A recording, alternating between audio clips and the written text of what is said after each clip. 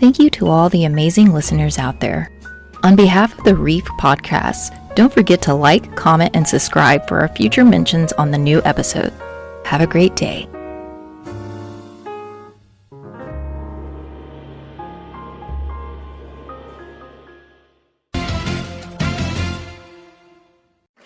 Welcome everybody to another edition of the Reef SportsCast here on the Reef Podcast channel. My name is LuisIpa, joined by ZDP. What up, dude? What up, what up, what up? Another week, another fun time. What's up, chat? How we doing today? Welcome in, welcome in. Man, another exciting week, dude. I mean, literally, I kid you not, 4 of the best games out there, like phenomenal games. I mean, when we actually went dive into all these games, out of this world. I mean, I wish it was like this every week. I mean, we have a few, but I mean, imagine if every game was a good one, then that would be insane. That we have to actually dive to each one. But we have a special guest with us today. We have a HulkSmasher here joining us, who is actually all the way up north. Welcome in, Hulk. Glad you could join us. Glad to be here, guys. Thank you for the opportunity. Just here to support everyone, and let's talk about some football, shall we? Oh, absolutely. So I'm going to let CDP kick it off. Wait. I do have a question before we get into that. What is a weird combination in food that you would like to go through, and kind of put together? So, like, for instance, for me, I like to go through and put chocolate milk with Flamin' Hot Cheetos. I don't think I ever heard of that. That's actually brand new to me. Yeah. So what is one for you?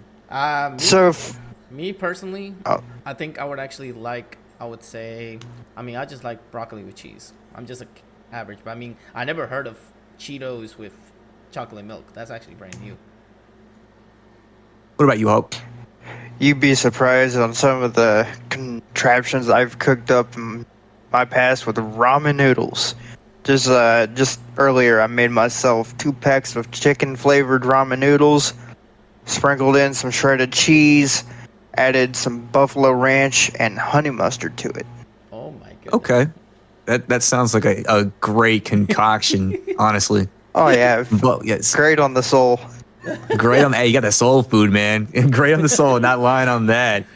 But just like Louis said, thank you so much for being here, being part of week 3 of our podcast, and hopefully we can get you on more often. So yeah, let's go through and start off with week 2 reactions. We got the Buccaneers versus the Texans.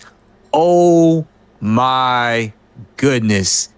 The teams came out hot in the first half. The defense began to adjust and became gritty as the game progressed. It was not until the fourth quarter when things started to heat up again. You had a block punt that ended up in being a field goal, which was a huge win for the Buccaneers defense.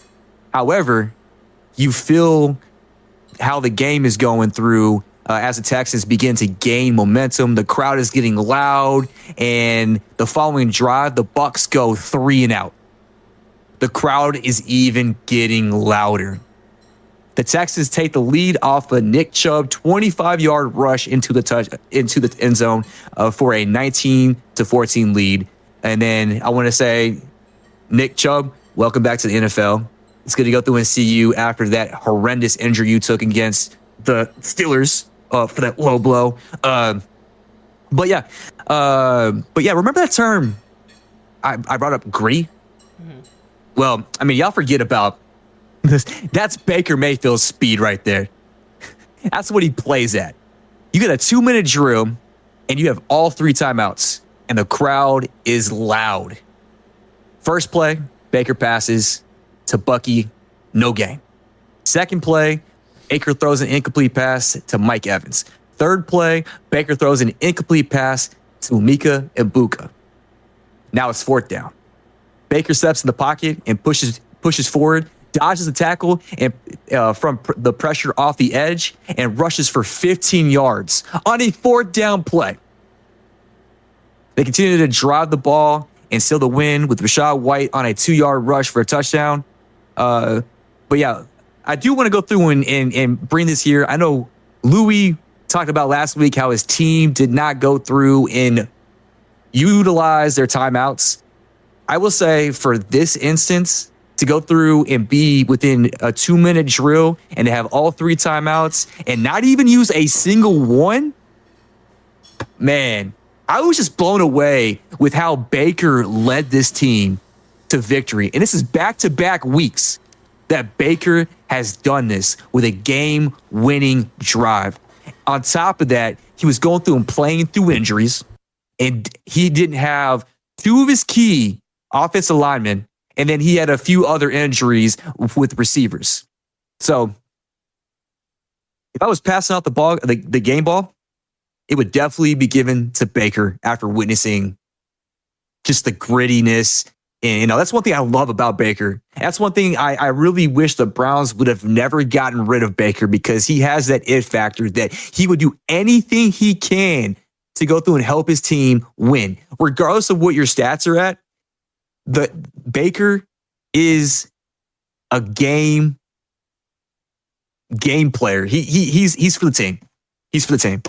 But yeah, with that being said, I'm going to pass it over to Hulk. So, like I said, Baker Mayfield had an outstanding game. He had 25 out of 38 for completions, 215 yards with 2 touchdowns. I'd say he did everything he could to help his team complete that victory. I gotta say, I mean, whoever, like you said, CDP, you guys got rid of Baker Mayfield, but I mean that's because he had so much controversy back then. But you know what they say? Some players, when they have so much controversy, come back and literally say, you know what? I'm a changed man now. I want to change. I want to be a better person. And look where he is now. Like the Tampa Bay Buccaneers said, you know what? We'll take you in. Well, actually, we understand what you're going through. And at this point, I wouldn't be surprised if they win the division again. I wouldn't be surprised. They're heavy favorites to win. I agree. I mean, ever since Tampa picked up Mayfield, it's been off to a great start with them. You know, some more to look forward to. I think it's a couple weeks. Philly plays Tampa again, so we'll see how that matchup comes out to play. Mm-hmm. Man, but I gotta say, like you said, CDP, that game, like literally, I don't even watch any other team but my team. But literally, I was like, okay, let me flip through the channels and see. Okay, oh, Monday Night Football. So I started watching, and I was like, this is okay. But dude, that fourth quarter, literally, this could be like a potential candidate for Game of the Year. I wouldn't be surprised if it is. I mean, with all everything they had. But what I don't get about the Texans is you stop them in 3 passing plays, and yeah, you might think that he's gonna pass because it's 4th and 10, but they don't understand that Baker can still run. He can still run, and you left him such a wide open space. It's like, my guy, someone tackle that guy. All you need to do is tackle one more time for like in 9 yards, and literally game is over. But the Texans were expecting that, and I think the big mistake that the Texans made was they basically scored way too early. They should have be more conservative with the ball. They should have take their time with it, so that way Baker doesn't have that much time. I mean, like you said, 2-minute warning, that's a timeout, and 3 timeouts. That's basically 4 timeouts that you have, literally, at your disposal with a 2-minute warning, and you can't even do anything about it. I mean, come on, dude. Texans, step up with your games. You had the game in the bag. You just got too conservative, and you should have. I mean, yeah, you can trust your defense, but I mean, the fact that they scored that many points on you, that means that you shouldn't trust your defense. You should be like, okay, let's do what we do. Let's blitz him. If you blitz, what's his name, Baker, he's gonna be nervous to throw. But I mean, you also have to worry about all those receivers. That's why I told you, Tampa Bay more than likely will win the division. I don't think Falcons or Saints or Panthers can handle, dude. I mean, as long as Baker stays healthy, as long as Mike Evans and everybody stays healthy, dude, they could run it again. All right, we'll get to the next game over here, the Broncos versus the Colts. Another great game, great matchup between quarterback play on both teams. What impresses me is the Colts have not punted, nor have they had any turnovers. Jonathan Taylor had 165 yards rushing and a receiving touchdown, but not a rushing touchdown. I was very surprised with how many yards he was able to go through and put up within the running game and not get a rushing touchdown. Daniel Jones is looking like a competitor, being able to tear apart a top 10 defense. Sometimes all you need is a fresh start. And I mean, it's still early in the season, but you can see how the offensive coordinator is making Daniel Jones look great again. Daniel Jones, I gotta say, from hearing Upping Adams today, Kay Adams talking to Daniel Jones today, he looks so happy in Indianapolis. He looks like he's a newer person now. He's been reborn, literally. He's like, oh my gosh, he's still young, he's still having the time of his life, and he's like, dude, I enjoy being with the Colts. And I think that's what happens. When you find that right team, you find that right chemistry with your teammates, that's when you know you are actually destined for success. And I think this is what Daniel Jones' new home would be. I think he's going to stay with the Colts for a while, and especially with that running back, dude. As long as Taylor stays healthy, they should be good. But, I mean, phenomenal game, down to the wire. Good job on the Broncos to stand up. But, dude, I kid you not, a lot of these games have been phenomenal so far in these first 3 weeks. I mean, not every single one, but I mean, a lot of games that are like, oh my gosh, this is actually entertaining to watch. Because sometimes we see those blowouts where we see, oh yeah, this team is going to win by a lot. We already know. But now, I noticed this year, there's a lot more defensive plays. I don't know if you noticed that. There's more defensive side of the field. There's not that much blowouts as last year's. Yeah. What do you take on it, Hulk? I do have one more thing to say before Hulk goes in. One thing I will say, Daniel Jones' line is much better underneath the Colts, and it helps that he has Jonathan Taylor there as well. I feel like the departure of Saquon Barkley did hurt Daniel Jones, but because he obviously is a run-first quarterback. He's really showing that he can be standing in the pocket within the Colts, but he's got a better offensive line. The last thing I want to go through and say about this game is field goals can help you win the game. The Colts went 5 for 5 on field goals. And if it wasn't for a costly penalty by the Denver Broncos, they would have won the game. But because they went through and touched the center on the last kick, the 6-yard attempt at the end of the game ended up being like a 45-yard, where the Colts were able to go through and still and win the game off a field goal. Like, they had 15 points off of field goals. So hats off to the team, like, to be able to go through and get through and do what it takes to win the game. So we'll pass it over. All right, what you got, Hulk? I'd taken a look at what Denver did to Chicago last week. They destroyed the Bears. But this past week, some things were not clicking, I believe. Let's just run through the game stats here. We got 324 total yards for Denver, 206 passing yards, 118 rushing, and 6 yards per play. Indianapolis, on the other hand, had 473 total yards with 306 passing yards, 167 rushing, and a 7.1 yards per play. Now, they were both pretty even as far as first down completions. Denver with 23, but Colts did a better job offensively to get their much-needed possession.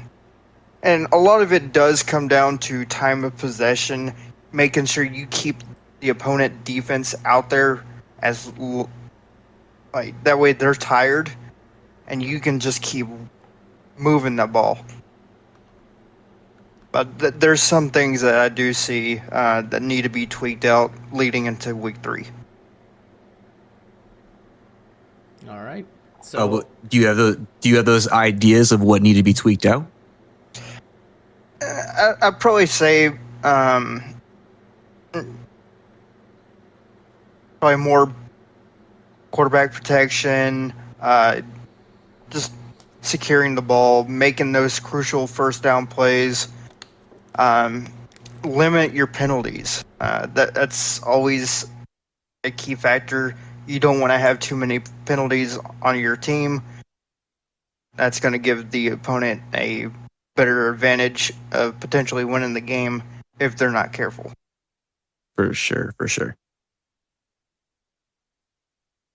Let's move on to the next one. We got New York Giants against Dallas Cowboys. I'm going to let Hulk start with this one because I know he's a huge Eagles fan here, but he loves to talk about this game a lot because these are two division rivals from HulkSmasher's team. So I'll let him take this first, and then we're going to go to ZDP, and then we'll finish with me.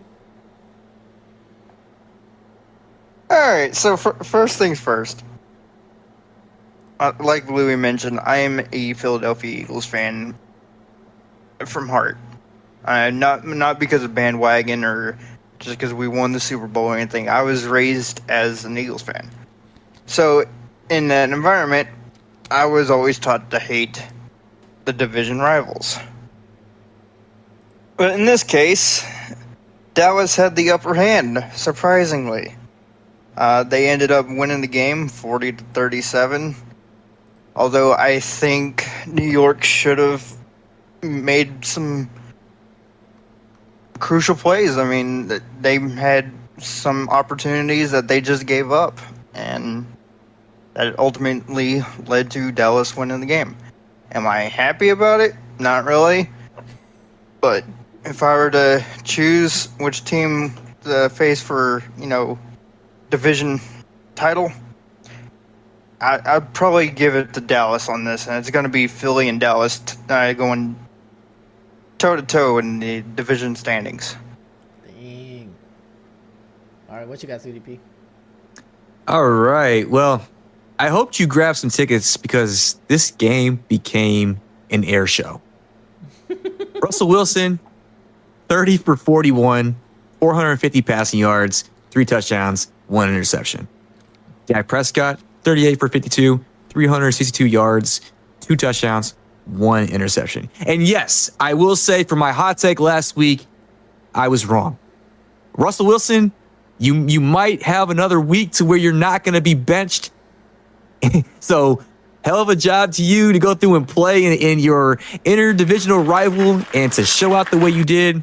But this game had a wild minute remaining of regulation. You had a 48-yard bomb from Russell to Malik Neighbors to pull ahead of a 37-34. With 5 seconds remaining on the clock, you have Brandon Aubrey. I'm going to say this guy is becoming one of the most clutch kickers. This Brandon's got a leg. Nails a 64-yard field goal. 64-yard field goal. Okay? Some of y'all can't even run 10 yards. I don't know. But yeah, to tie, he went through and he tied the game, making this game the first game of the year to head in overtime. I don't know if Russell Wilson is going through and listening to the podcast because, like I said, my projection was a little off, but it wasn't enough for him to go through and win the game, as the Giants fell to the Cowboys 40-37. But a great game, though. So, I agree with you. I mean, who knows? Maybe he is listening to this. I mean, never know who's listening to this because, I mean, we have a lot of viewers that actually, like, watch the podcast on Spotify. They watch it on IHeart Radio. And, dude, who knows? I mean, it might be, like, somebody, like, might actually have to tell Russell, like, hey, your name was mentioned on this podcast, right? And they'll be like, wait, what? And then he'll look and be like, oh, okay, so I'm going to prove this guy wrong. I'm going to prove him wrong and throw for that many yards.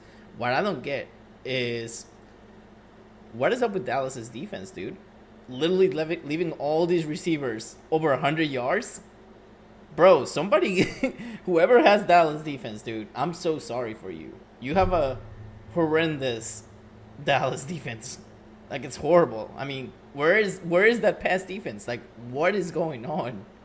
Yeah, I mean, they stopped the run, but literally, like, you don't have no coverage for receivers. And Hulk had something to say, so go ahead, Hulk. Yeah, like you were saying, their defense, it was especially the secondary defense. That was particularly led by Micah Parsons. As we all know, Jerry Jones decided to trade him over to Green Bay, and now they're having a field day. So, I will say this, I have some respect for Dallas, just overall, they know how to, they've gotten better with time, clock management. I'll give them that. But there's some things that they still need to adjust on in order to have a good season. All right, that was actually that game. Now we're moving on to this one. I'm gonna let ZDP. I need you to lead this one because you're the one that was so hyped for this one. So we got Washington Commanders and the Green Bay Packers. So take the mic, my dude. All right. Well, for me, I thought this was the matchup of the week. And you have back-to-back games at home, especially in Lambeau. You're going to have the advantage.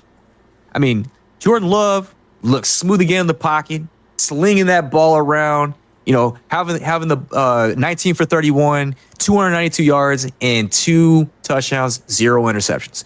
This man has yet to throw an interception. There was one almost that took place last week, but it was negated because of some penalties and. But he is making some plays, and he's definitely working himself to be a dark horse candidate for MVP. The Packers defense, Micah Parsons, man. Ooh. So Micah Parsons went through and actually played about 72% of the snaps, or 72% of the snaps this week. They grabbed 4 sacks, and they held the Commanders to a total of 230 total yards. to me, to go through and hold this Commanders team to a 230-yard game with a quarterback who loves to go and get out of the pocket, and they have a lot of great receivers on that team, that's a W. That's a W. But it reminds you that you had to play all 4 quarters in this game, because if it wasn't for the 4th quarter, this game wasn't even close. Green Bay had it until the last few minutes when there was 15 unanswered points from Washington, yet still not enough for them to go through and win this game.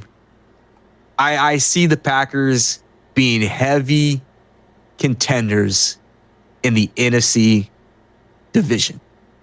Okay. They're going to win the NFC North, but they may be a potential NFC championship winner, and you'll dethrone the Eagles. No offense, Hulk, but I feel like they're going to go through and take that.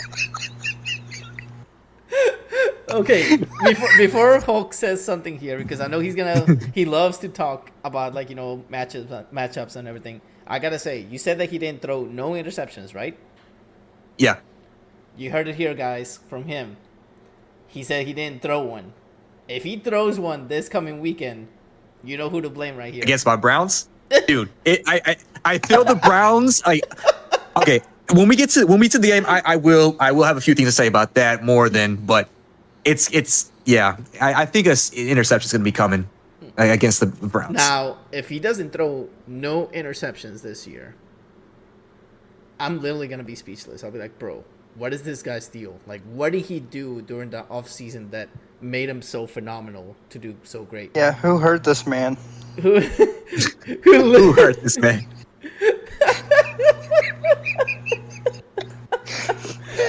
Somebody chose violence.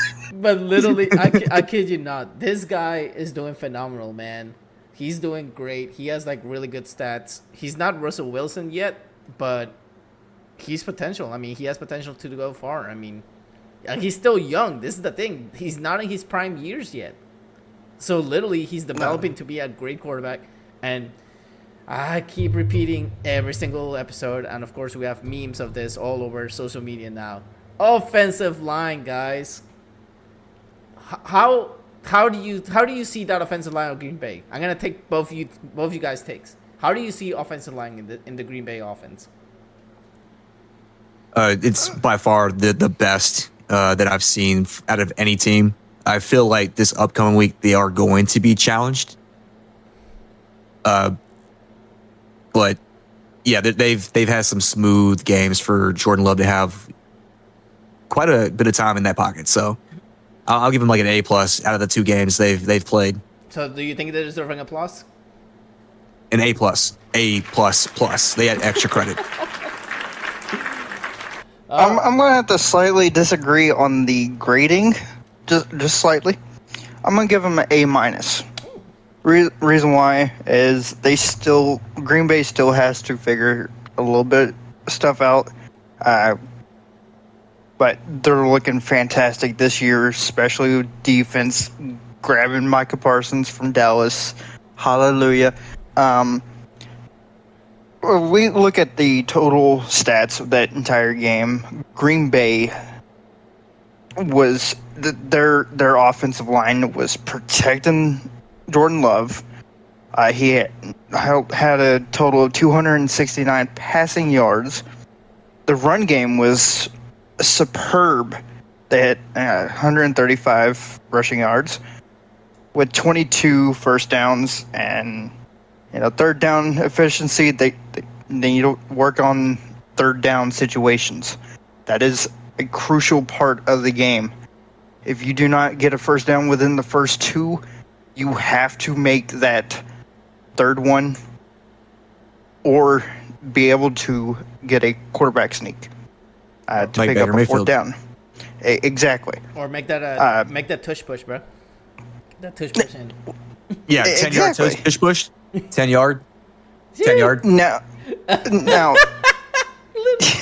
Literally tush push 10 yards. Jesus, dude.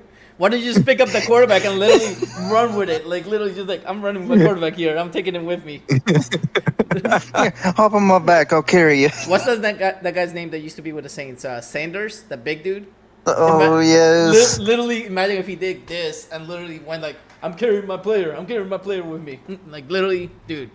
If somebody ever pulls a play like that, I kid you not, that would be the perfect meme for forever. Just literally. I mean, I want to see. I know they've done the tush push, but I want to see longest yard type tush push.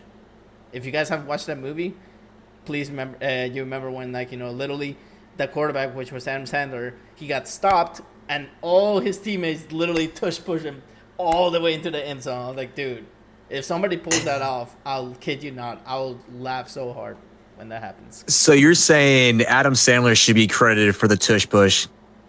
I think he should be credited. He should be credited as a water boy. H2O. Exactly. Oh my god. But before I wrap this up, though, like I was saying, some things that Green Bay does need to work on. Here's a good example: penalties. They had 10 penalties compared to Washington's 5.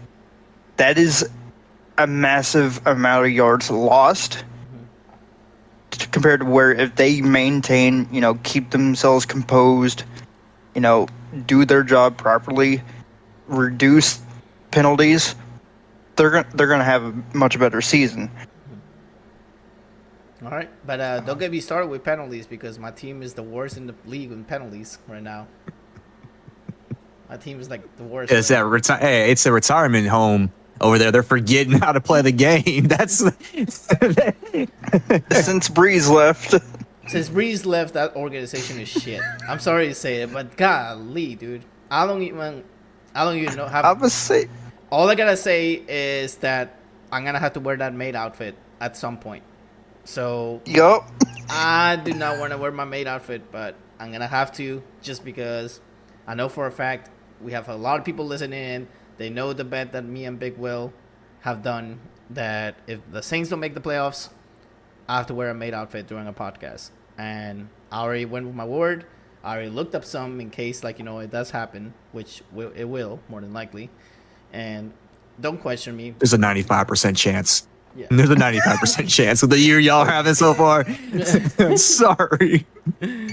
All right, so I think we should actually get to the hot takes. What do you guys think? The news and updates. News and updates? Got you right here.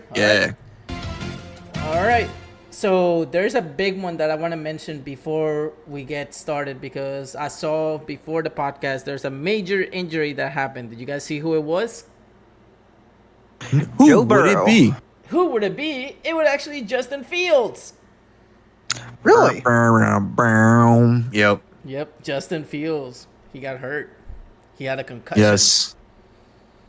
That dude cannot catch a break, man. What is up with that? Like, you know, literally.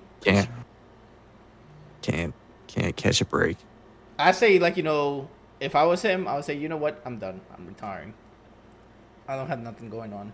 I don't know what to do. I mean, maybe he'll find a home. I mean, who knows? But, I mean, dude, at this point, it's like, dude, you have, like, the worst freaking luck right now, dude.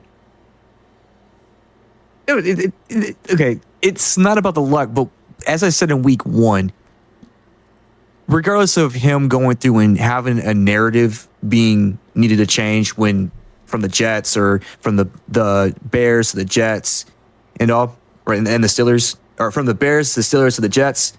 Sorry, I had to get my alignment check. He has played and has produced a top 10 quarterback weekly. The stats are there. Like he's got the skill set. He just needs to be able to go through and finish out the games. And I feel like that's the biggest thing that holds Justin Fields back is that he has the skill set to go through and do it. He just can't finish the product. And when he when he figures it out, his sky's the limit on that. But yeah, he's still young. That's the thing. Thankfully, he's still young because if he was like around Russell Wilson age and he got hurt and everything, time to retire. Oh, it's time to put it up. Yeah, it's time to put it up and walk out of there. Yep, exactly. Just grab your bags, be like, you know what, deuces. I'm going to the to the flag football, which actually is going to start. Did you guys see that, actually? That Brady actually was playing with Gronk in the Oakland Raiders Vegas Stadium. And they basically said, like, yeah, I'll see you March 20-something of 2026. And I think they're going to have, like, a little flag football event. And I wonder if they're going to bring, like, a lot of, like, good old veterans. And I'm not trying to, like, kiss butt or anything like that. But if they don't call Breeze, I'm going to be really disappointed on them. Because that dude deserves to be there. Hey, he did a lot for the state over here, okay? He's done so much that he deserves to be up there. He really does. With everything that he's done.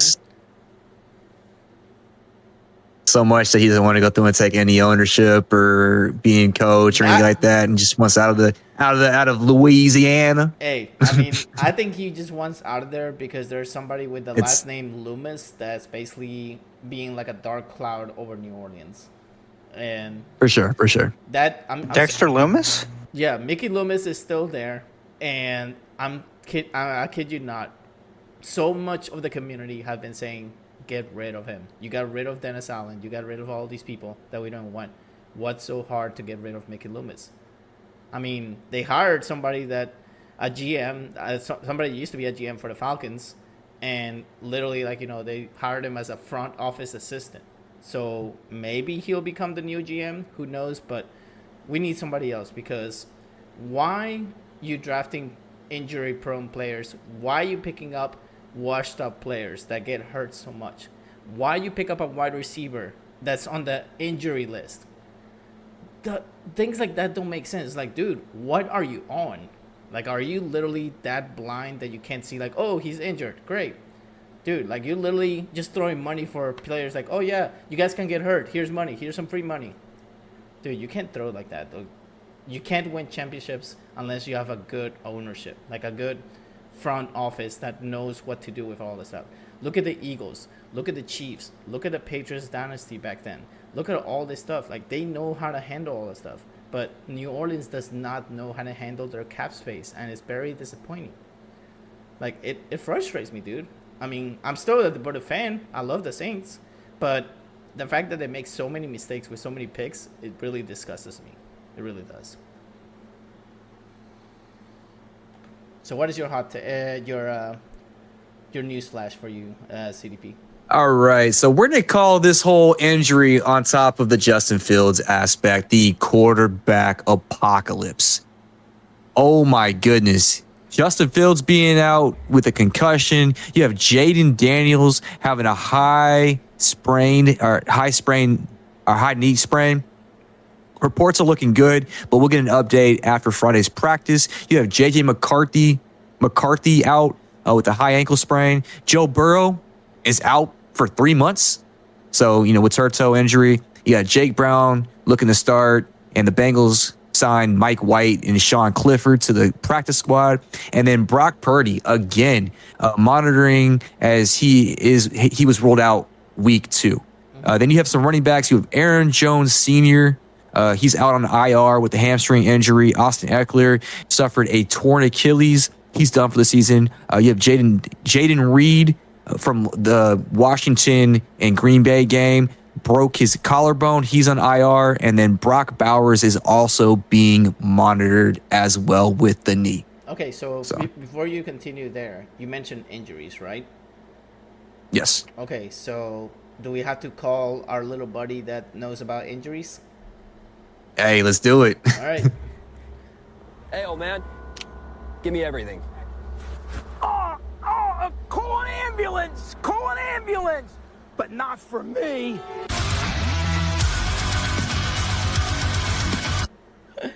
Oh my man. God. Oh man. Ever since call an ambulance. ever since you showed me that meme, I was like, what in the world's going on with people nowadays? I'm kind of surprised you never saw it before ever. Nope, never saw it until you guys pointed out. Dude, you guys have to realize I'm a busy person. I do my podcast. I do work for Microsoft, so staying busy all the time is like somebody actually tells me, like, Luis, let's hang out. Let me write my appointments. Let me write it down here. When you want to hang out? Okay, cool. I'll write it down. it's hard to get a hold of me nowadays. It really is, with how busy I am. But other than that, I mean, injuries have been really scary nowadays when it comes to, like, the NFL.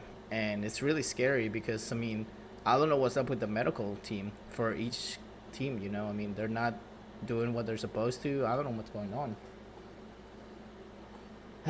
But I kid you not, dude. I mean, I hope, like, everything gets better for a lot of players. I mean, I did see Joe Burrow's injury, like, they showed in the slow motion, and my goodness, dude, that did not look pretty. And for the love of Christ, stop with the turf fields. I'm tired of seeing a lot of injuries with that. I think they should actually go with grass fields, to be honest. Because turf, if you get a turf toe or a turf, like, some sort of turf injury, that hurts like hell, dude. It really does.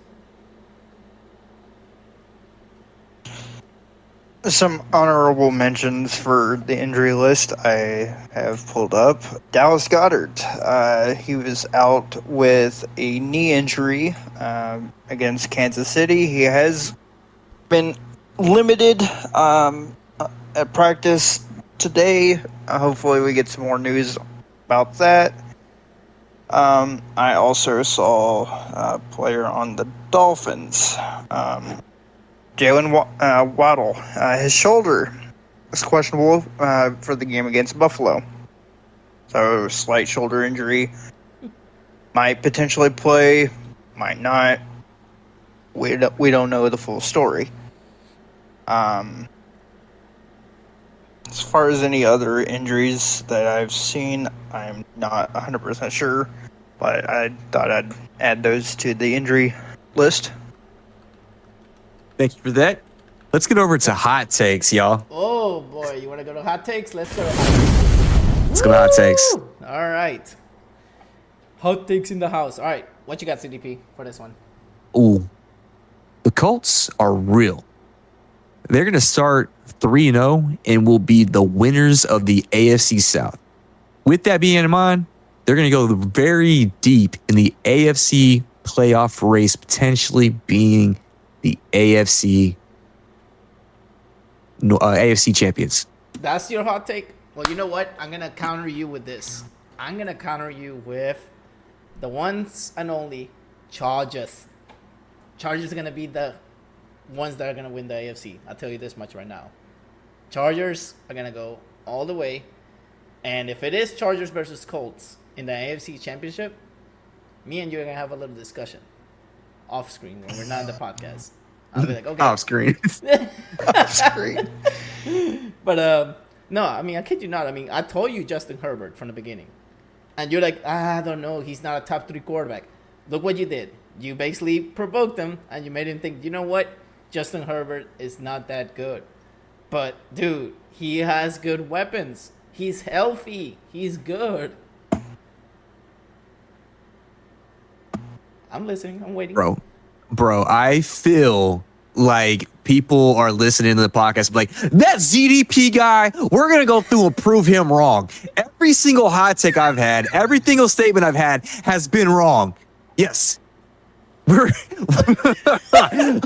face it. We're just going to face it. I've been wrong. It is what it is. Let's move on. Yeah. Yeah. It's been fun. I'm retiring. I'm kidding. I'm done. After today, no. I'm done with the podcast. I'm leaving. Like, farewell, everybody. I mean, I already got so many wrong hot takes, so I'm good. All right. So, Hulk, what is your hot take on this one, buddy? The Kansas City Chiefs.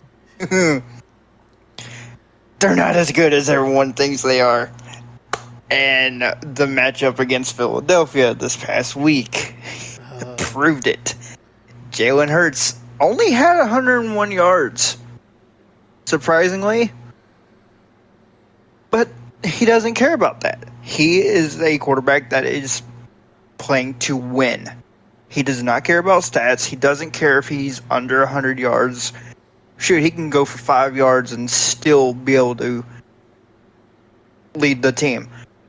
The Chiefs need to make their completions. Patrick Mahomes, I'm sorry to say this, he's not as good as a quarterback as he was when he started. He's gotten slower. He's gotten sloppier. He needs to tighten up, adjust his rhythm, and just focus on making completions. The thing about the thing about Mahomes is that ever since he basically told himself that he was the GOAT of the NFL now, literally like, you know, his whole, like, his ego was like this, like he was like this. When he mentioned that he was the GOAT, it went all the way up here, and then whoop, took a nosedive to downtown. Because, I mean, don't get me wrong, he's a good quarterback. He's excellent. I agree with everybody. Like, he's a top quarterback. But, dude, my goodness, like, what is up with you this year? Ever since your homie announced that he's engaged to T-Swift, you've been a little soft with everything, and you're like, oh, no, I don't know if I should perform this well. Don't get me wrong. No disrespect for T-Swift. No disrespect for Swifties out there. But, my goodness, dude, every time I see a player engaged to a musician or like some sort of celebrity out there, they get jinxed. Look at Tony Romo with Jessica Simpson. I kid you not. Literally horrible. Like every time they focus, oh, here's Jessica Simpson watching Tony Romo play. Oh, Jesus, that hurt my brain. Literally, I kid you not. He didn't do good. And now the same thing is happening with Kelsey and T-Swift. I mean, he's not performing where he's supposed to. He probably has too much focused on the engagement. He's too focused on the... I got a feeling that if Kansas City doesn't go to the playoffs or doesn't even go to the Super Bowl this year, don't be surprised if Kelsey retires. No, I'm not surprised at all. So you're saying history repeats itself? Basically, yeah. Oh man, I will y'all want to get some credit matchups? Oh, sorry. Go ahead. I will give credit where credit is due. Patrick Mahomes said they were going for a three-peat. Well, they've actually got a three-peat, but not a victory one. They have lost 3 in a row so far this season. Take the loss in the preseason, or actually the loss of the Super Bowl, and then 0-2 to start the season. Philly beating them to make their second loss. You've gotten beat twice by Philadelphia, one in the Super Bowl and one in your home field. You've got to feel terrible. You've got to rebound from that. I mean, the only way I see Kansas City actually doing something is fix their errors, get their act together, make those crucial plays. They need to adjust, work together better. Communication has always been key, and it should still be that way. Also, I want to say that remember what I said at the beginning? The AFC West was going to be a tough division. I still think it's going to be a tough division. But if Kansas City doesn't pick up the slack, they're going to be falling to like 4th place in the AFC West. Because Chargers are excellent. Raiders are still pretty good, even though, like, you know, I think the record is what, 1-1 right now? 1-1. Yeah. So I mean, they're still decent because they have Brady there. Like, you know, probably like maybe Brady says, like, you know, sends some, like, you know, coaching, or maybe I don't know what he's doing there exactly. I know he's part owner, but I mean, like, he only put like a portion of like ownership. But still, like, you know, the Raiders are picking up a lot. They picked up a lot of good players, and then you have the Chargers, Raiders, and the Broncos. Broncos could be good too. But I mean, what happened with the Chiefs is that the Eagles exposed them, okay? They literally exposed them. That's what happened. All right. Moving on from that. So I think we should actually go to our Week 3 picks, which actually is... Yeah, let's get to it. All right. So let's go to our Week 3 picks here. We got our... Oh, man. We got a... I'm going to go real quick for the first one. Dolphins and Bills. I mean, come on, dude. You really have to talk about this one. I don't think so. Exactly. Yeah. I'm pulling for the Bills on this, and Josh Allen, still a hell of a quarterback. He's doing his job, leading his team. They've got a very good receiving core. Their O-line has been phenomenal. I see them making playoffs guaranteed. I see the Bills. So I was gonna say. sorry, go ahead. I was gonna say real quick. Bills are gonna destroy another team, and that's gonna be Miami again. So go ahead. That's my take. Bills over Miami. So even with Ed Oliver being out, the Bills have Josh Allen, and he will continue to make his presence known. It's going to be the Bills. I think 31-21. Damn. Okay. Moving on to the next one, we got Falcons and Panthers. My lord, do I hate these two teams, but I hate one the most, but I'm not going to say names because I don't want to get hate. Panthers at Falcons. Why do I see the Panthers actually getting a win in this one? This is my upset of the week. I see the Panthers beating the Falcons by 3. I'm gonna actually have to counter that. As much as I don't, I tolerate Atlanta, but I have a feeling they're gonna pull off the upset against Panthers. Reason being, Panthers, they haven't been as productive lately. They need to, like I've been saying, they need to get whatever they're missing fixed. They need to find solutions to improve. So I'm going with the Falcons on this game.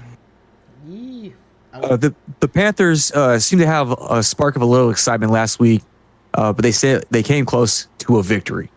Will this momentum continue? I can see how it could be an upset, but with the Falcons having a major upset in Minnesota last week, regardless of the J.J. McCarthy injury, I think that the Falcons defense is going to hold strong, and the Falcons will prevail in this NFC South matchup 24-20. Damn. So I'm the only Could one. be a close one. So I'm the only one rooting for the little kitties right here, the Panthers. Yeah. All right. Next matchup, we got Green Bay against Cleveland Browns. I'll let ZDP pick first because this is his team. Yeah, so my take on this, let me find that real quick. Myles Garrett was very disruptive last week. You know, regardless of how the score came about, a lot of that was off of turnovers from the offense and then special teams. The defense held the Ravens even because they had they were every possession they had in that last quarter, they were deep in the Browns end zone. And it's really hard to go through and defend against that Ravens offense. But with that being said, they held Derrick Henry to I think about 23 rushing yards. So I mean that's a W upon itself. And I believe they had 2 sacks. I'll have to go through and check my facts on that. But will Myles Garrett be able to disrupt the pocket that the Packers have had over these past 2 games? This is the first game outside of Lambeau. So we may see something different, but I still feel the Packers are going to win this one because there's so many issues on that offensive side with the Browns. The Packers are going to win 28-14. That tight end that the Packers have is really tall, really talented. So, I mean, this is like you said earlier. This is a test for the Packers' offensive line. If they can actually withstand the Cleveland Browns' defensive line and actually contain the whole pass rush, we could actually see a potential close picture of what the Packers are going to be down in the future. Because, I mean, it all comes down to those two. Whoever dominates that line is going to win the game every time. So, I got the Packers winning by 14. No disrespect, CDP, but... Unfortunately, I had 14 as well. Unfortunately, I'm going to have to go with the Packers on this. And previously stated, trade up for Michael Parsons has significantly boosted their defense, secondary defense. Just how they were able to slaughter Washington this past week. They keep that momentum defensively, shut down the offense. It's gonna be a very high scoring game potentially. I'm gonna say Packers win by 3. I'm gonna give the Browns the shadow of a doubt. Granted, Miles Sanders, or not Miles Sanders, but what's his name? Miles Garrett. Yeah, he is a force to be reckoned with. So, I believe he's on the offensive line, correct? Defense. So yeah, he's Myles the Garrett, reigning defensive player. All right. Myles Garrett, if he can get through the Packers O-line and put pressure on Jordan Love, then Browns are going to have a fighting chance. All right. Still, it's going to be Packers. All right. Houston at Jacksonville. I see Houston getting the first win of the season in this game. I see him actually winning on the road against Jacksonville. I mean, Jacksonville only won last week because Burrow actually got hurt. And if I'm not mistaken, right? Or did they lose that one to the Bengals? They lost. They lost. They Okay. lost. But literally, like, I got a feeling that, like, Houston is finally going to get their first win. They're going to taste victory. And don't count the Houston Texans out, dude. I mean, they're still a young team. They're still developing. And I see the Houston getting their first win of the season against the Jacksonville Jaguars by 3. This one's a toss-up as well, but this is another AFC South matchup. And, I mean, those Texans, man, they're a scrappy bunch. Stroud needs to go through and piece it together. He seems to be overthrowing his receivers the past few games. You have a resurgence in ATN.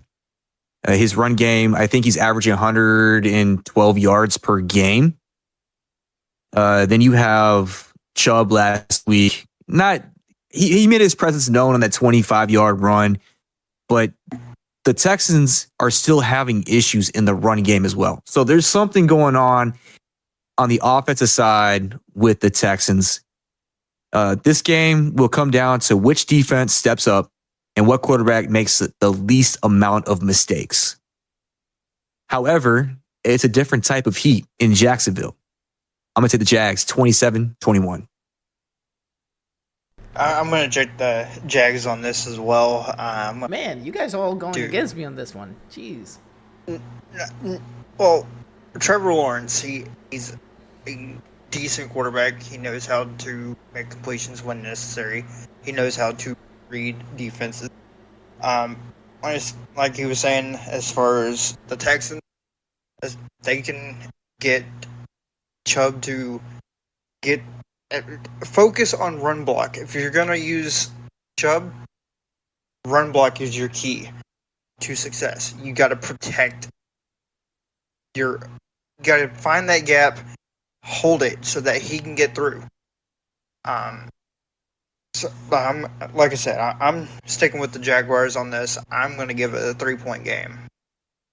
21-18. All right. So next, I'll give him a safety. Okay. So Bengals against Minnesota. Both starting quarterbacks are hurt on this one.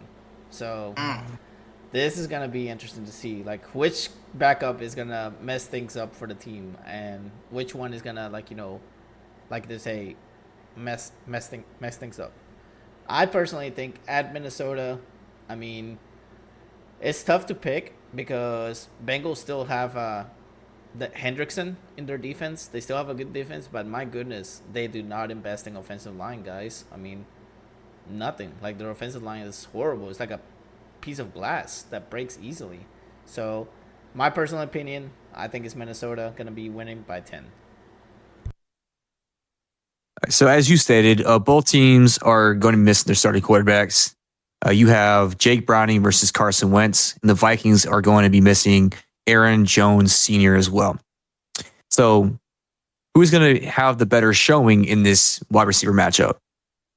I see the Bengals establish the run against the Vikings, who are 30th in the league against the run, but having a better track record in JJ on the team, Carson Wentz is going to have an easier time against the Bengals defense, the passing defense, who ranks 28 in that. My verdict is going to be the Vikings 28-21. This is a toss-up for me. Both teams suffering from injuries. Not really sure on who specifically to pick. Obviously, with the injury for Joe Burrow, that's going to affect the offense of Cincinnati. Now, the Vikings, with Aaron Jones out, that run game has been dimmed short. So they're going to have to step it up, potentially go on to more RPOs or pass plays. That's going to be your focus if you want to beat Cincinnati in this game.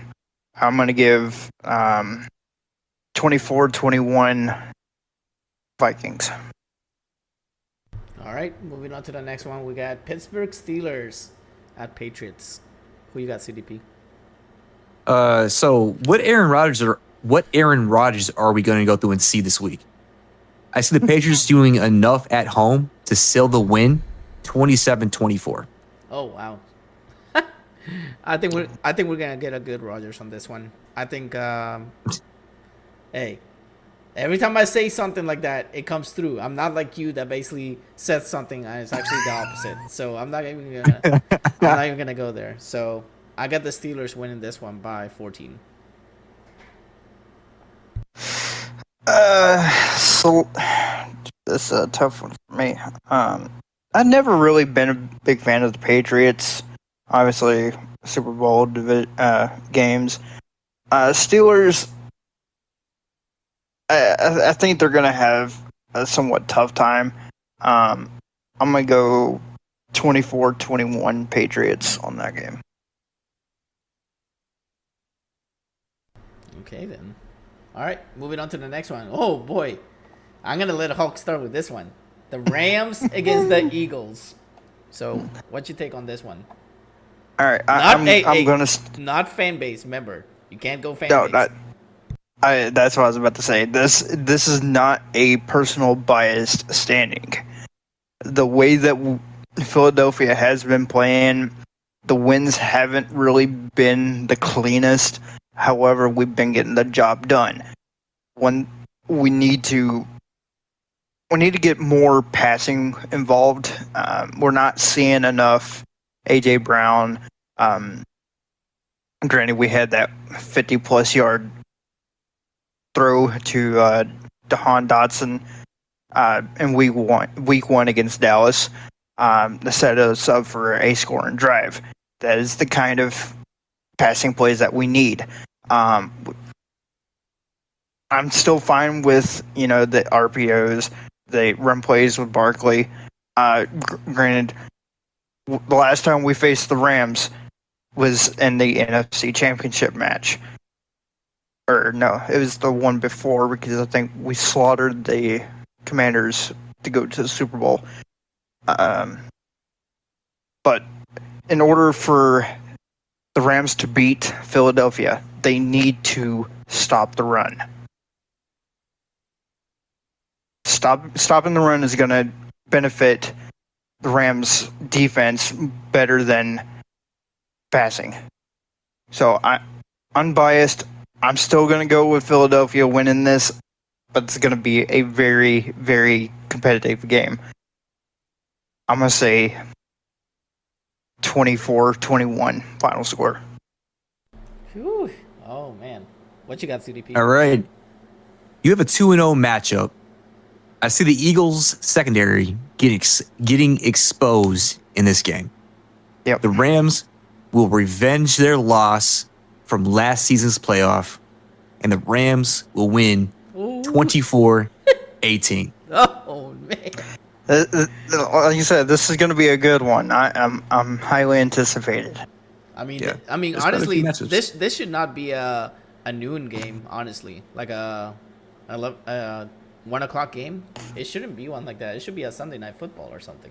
That would be a good. Yeah, Or Monday Night Football. Yeah, but okay. Well, then, if it was a Monday Night Football game, Hulk wouldn't be able to go through and watch the game because he has to be up at 4:00 in the morning. Oh. Granted, it's like 10:30. He got you on that one. All right. I'm only gonna have a few hours of sleep. That's fine. Okay, so I'm gonna go real quick. I'm gonna pull with my buddy Hulk here. I'm gonna say Eagles, Eagles. I'm gonna I'm gonna go with this one with the Eagles because Eagles. I mean, they're in another level right now. They're still Super Bowl champions right now because nobody has dethroned them yet.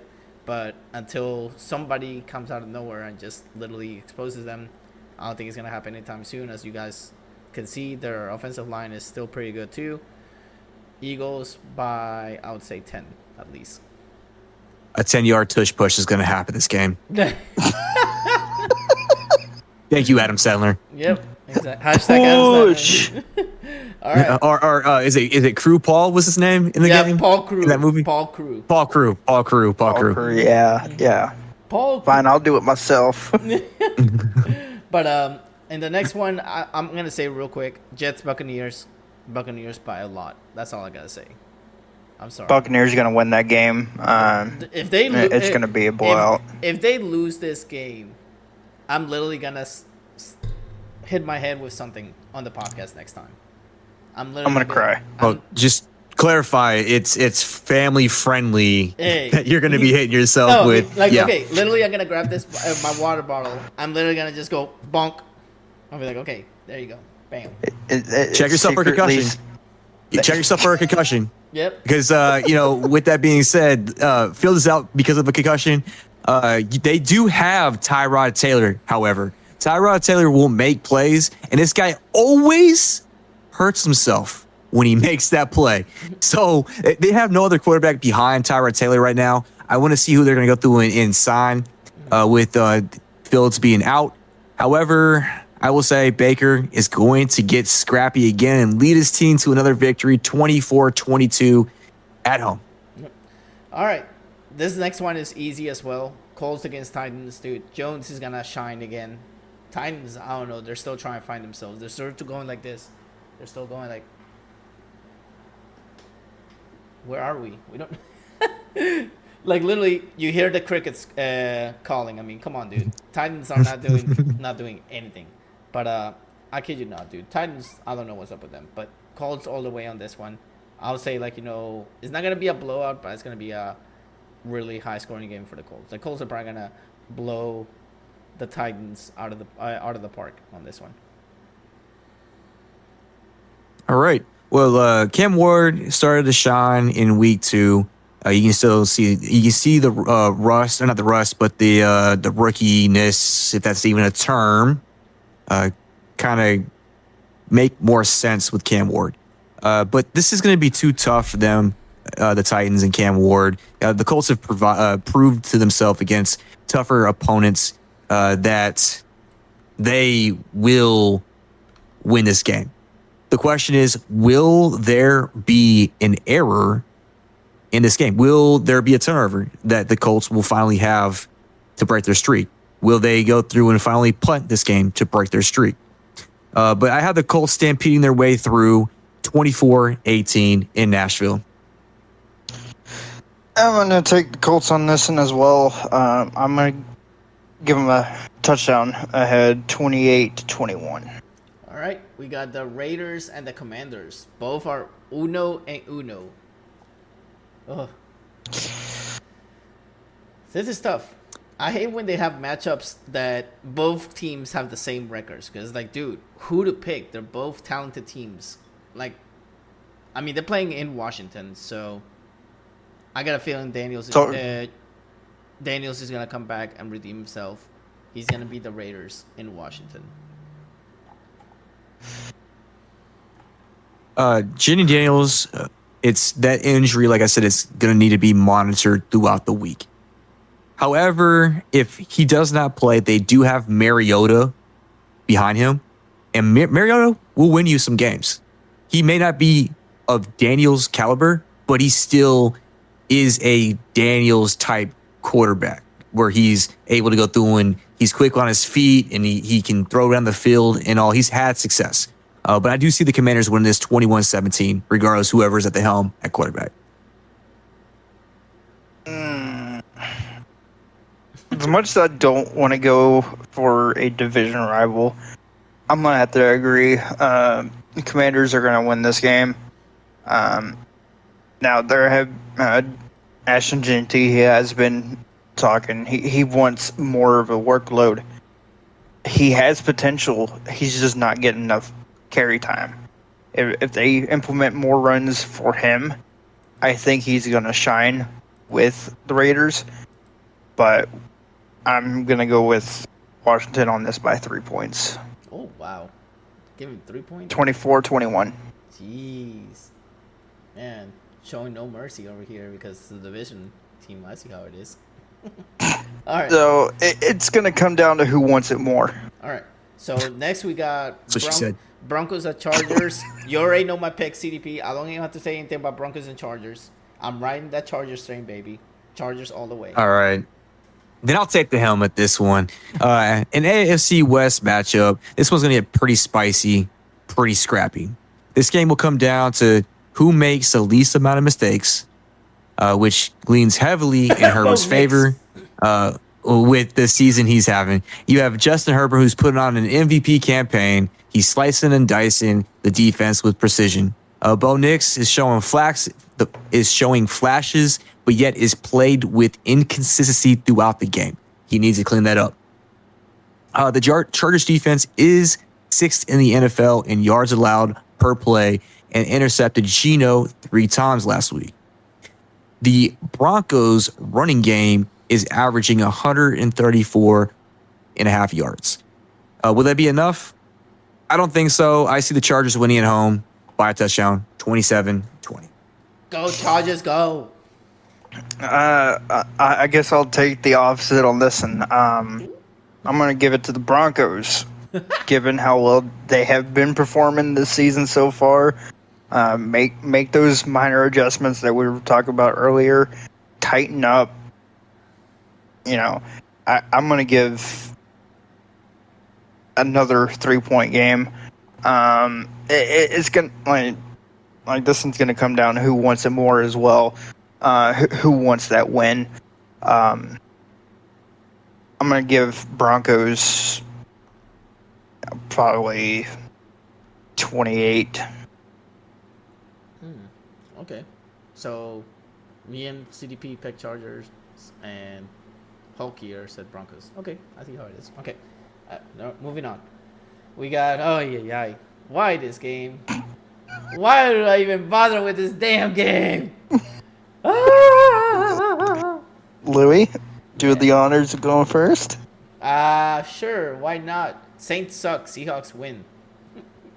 That's all I'm gonna say. Seahawks are gonna destroy the Saints on this one, okay? I'm sorry, Saints fans. I love you guys to death. I'm a devoted fan, but my goodness, you're playing in Seattle, one of the loudest stadiums out there. I kid you not, dude. Saints, I don't know what they're gonna do over here. I mean, don't get me wrong. Rattler's showing signs of development. It's great, but you can't win with one player. You can't be Drew Brees already, with only two years on your helm. I'm sorry, but no. I see Seattle winning by at least 20 points.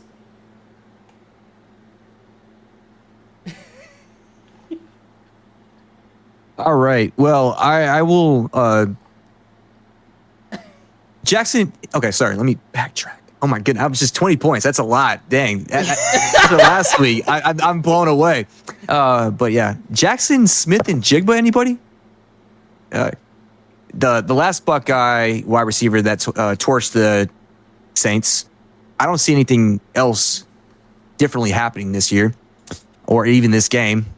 And Jigba is having a sensational year through the 2 weeks he has been playing.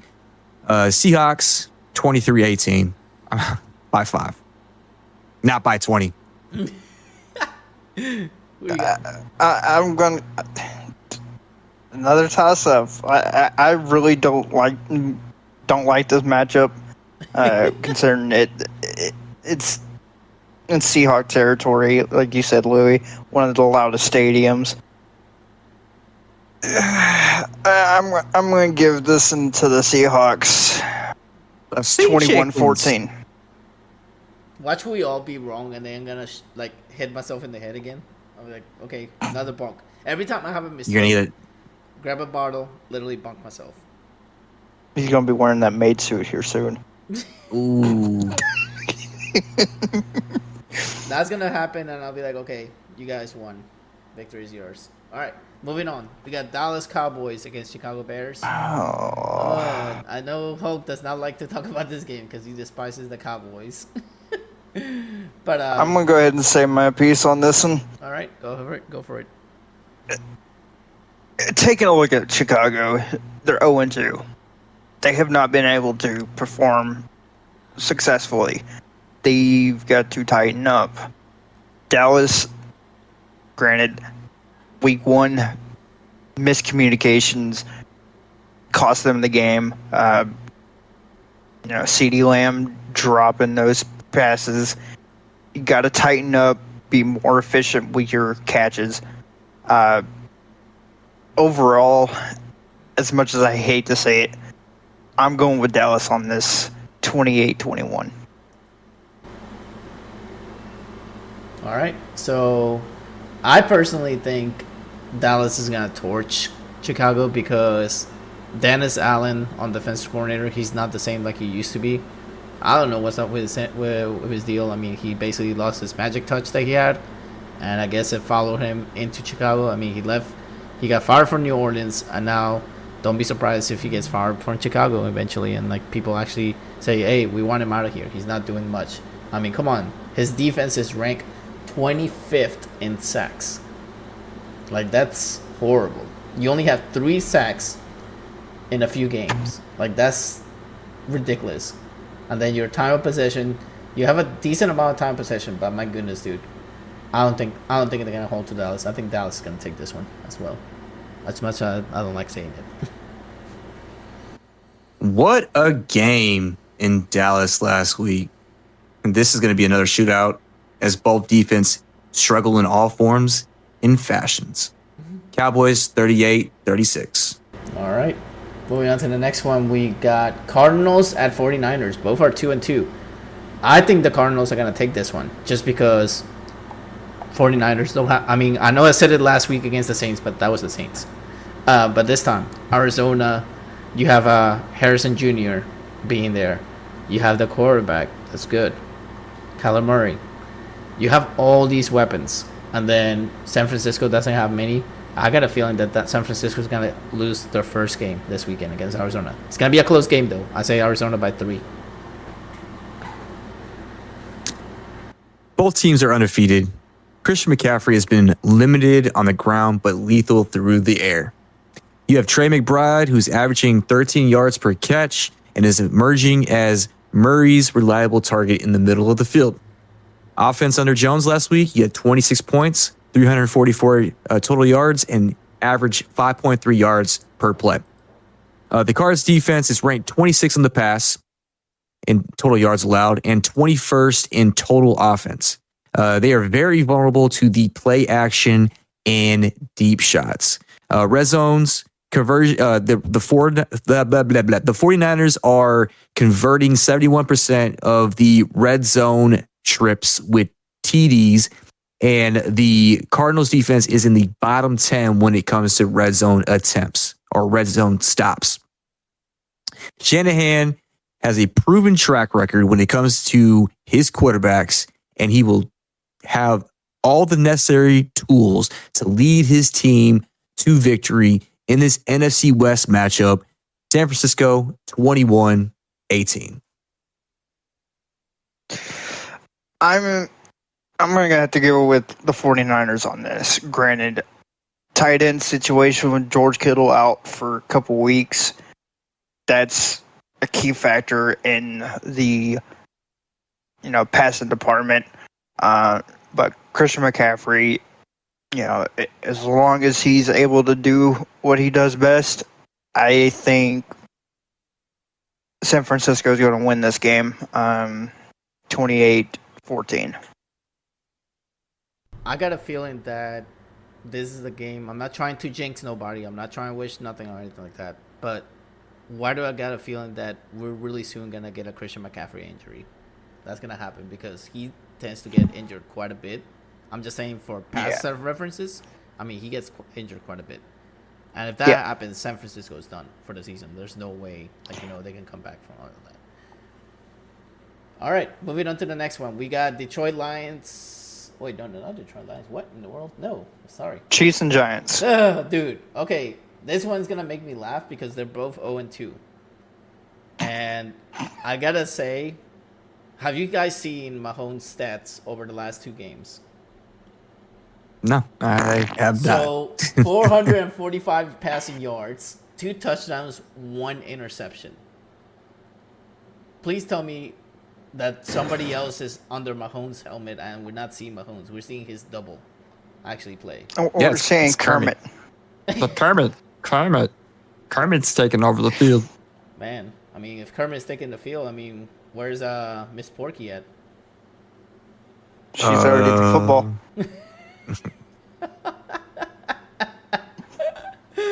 Oh, Gotta throw that pigskin somehow. And what's sad, guys, this is what's really sad. He's the leader on passing, and he's also the leader rusher. What the F, dude? I'm sorry to curse, but good Lord.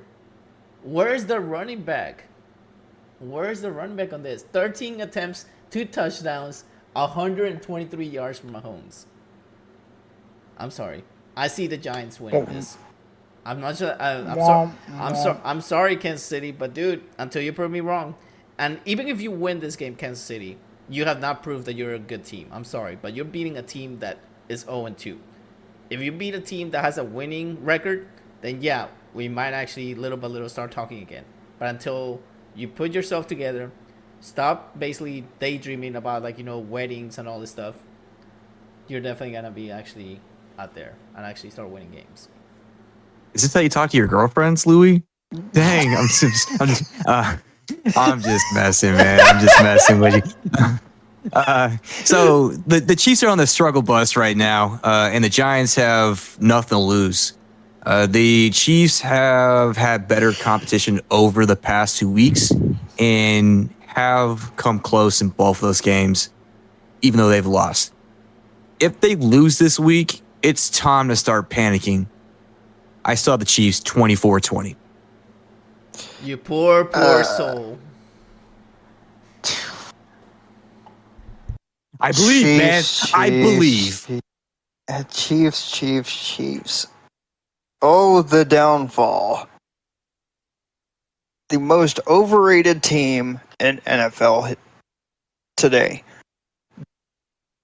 On paper, Mahomes has been the top quarterback, if not top 5. I'll give him that. What the team needs to do is get out of their mindset, make the plays. Those crucial errors that happened against Philadelphia cost them the match. So I don't see New York winning this game. I'm going to give it a 3-point game, 21-18 Chiefs. Sellout. I'm sorry, but I really don't see New York winning this game. I'm just saying, man. My goodness, they look horrible. Like they look. If they don't win this game, I don't know what I'm gonna say. I'm like, bro, what is up with you? Like, what is going on? Is somebody poking you with a stick, like wake up, and they can't wake you up? Like, geez, Louise, bro, wake up. All right, moving on to the last one. We got Monday Night Football, Detroit against Baltimore. This should be good. This should be a really good match. Oh yes. I personally think it's gonna come down to the wire, but I think Detroit is gonna win by 3 against Lamar Jackson. As week 1, they had flaws. They came back swinging, dominating their games. These two juggernauts are going to go through and hit head-to-head. having this question: is this going to be the potential Super Bowl preview? We know both teams are loaded on the opposite side as we sit amongst top 10 in scoring. Jared Goff went off last week with 5 total touchdowns, and he wants to go through and dial in against this banged up Ravens secondary. Lamar has 6 touchdowns and 0 interceptions over a 2-week period. He ranks number 1 versus the blitz and man coverage, which is the scheme that Detroit runs. You have Jahmyr Gibbs. He may open up some lanes and expose the Ravens linebacking core. He is averaging 7.8 yards per carry. And then Zay Flowers having a huge game. I mean, he's emerging as Jackson's top target. As week 1, the flaws came up. They became back swinging in dominating fashion. These two juggernauts will again go head to head, but I have Detroit winning in a 3-point favor, 38-35. It's definitely going to be a very, very good game to watch. I agree. However, the only way I see the Ravens winning this game is get that run game going, mix it up with RPOs. They've been very successful with, read pass options, running the ball, using Derrick Henry. Find those gaps. Do whatever you need to do to make sure you secure the win. However, on the opposite end, Detroit has been phenomenal. They have been, especially take a look at last season. They had a damn good season. I was shocked to see how well they performed. They're still carrying that momentum throughout this week. I'm going to give it to the Lions on this game as well. Roughly the same prediction as ZDP here. Oh boy, what a week coming up! This is gonna be interesting to see, because we have a lot of matchups that we're gonna laugh at. We have a lot of predictions coming up, and I want to personally thank you guys for being devoted football fans, because I basically grew up watching soccer. I did not grow up watching football, and ever since I started watching, I felt amazing. I was like, wow, this is actually a fun sport to watch. Literally, just seeing them score points, seeing them celebrate. It's been amazing all these years I've been watching. And with that note, I want to give a shout out to everybody that's been watching us. Everyone's been tuning in. Thank you guys for making this podcast great.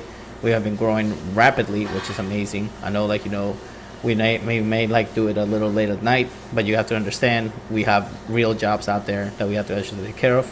So I'm going to let it over here to ZDP so he can do the closing statements. And then I want to shout out to Hulk for staying up late. I know you have work tomorrow, buddy, but we appreciate you being here. It's always fun to talk to you. I've been knowing you for quite a while. And best of luck to your Eagles this season. I appreciate you guys having me tonight. Like I said, it is getting late. So I should go ahead and start getting ready to bed and all that. Thank you again, both of you, for giving me the opportunity to be here. Allow me to share some of my thoughts. One last thing. EAGLES, Eagles. All right. Yo, thank you so much. I'll piggyback on that. Thank you so much for going through and taking the time out to watch us live. And Hulk, thank you so much for going through and being here, even when you have to be up early and stuff. So it means a lot. Hopefully we can get you back on the podcast in the future. Louis, thank you so much for going through and hosting this. But yeah, guys, make sure you go through and like, subscribe, and comment on YouTube and follow us on other social media platforms. We will catch you on the flop. And I want to add it real quick that not only do we have our sports segment coming up next Wednesday, but we also have the Reef podcast coming up next Tuesday. So we have 2 podcasts coming up next week. So stay tuned for both. We're going to have a combined trailer more than likely for both. So take it easy. Don't be a stranger. And Chiefs, wake up, please.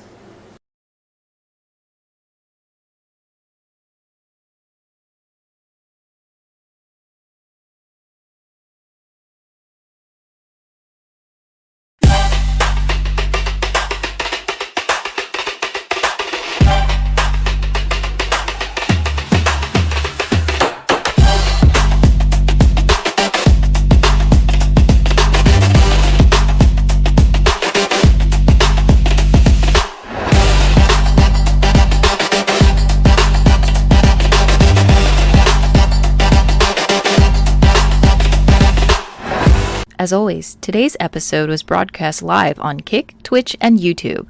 If you couldn't make it to the live segment, feel free to watch it on Spotify, Amazon Music, Apple Podcasts, and iHeart Radio. Links on the description below. See you next time.